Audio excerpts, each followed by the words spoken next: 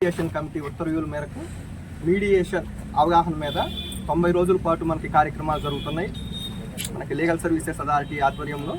దీంట్లో భాగంగా ఈరోజు 1K walk mediation, 1K walk for mediation for the nation అనే స్ఫూర్తితోటి మనము ఈ మీడియేషన్కి కేసుల్ని రెఫర్ చేసి రాజీ మార్గం ద్వారా మనం కేసుల్ని పరిష్కరించేటువంటి మనకి అవైలబిలిటీ అనేది ఉంది.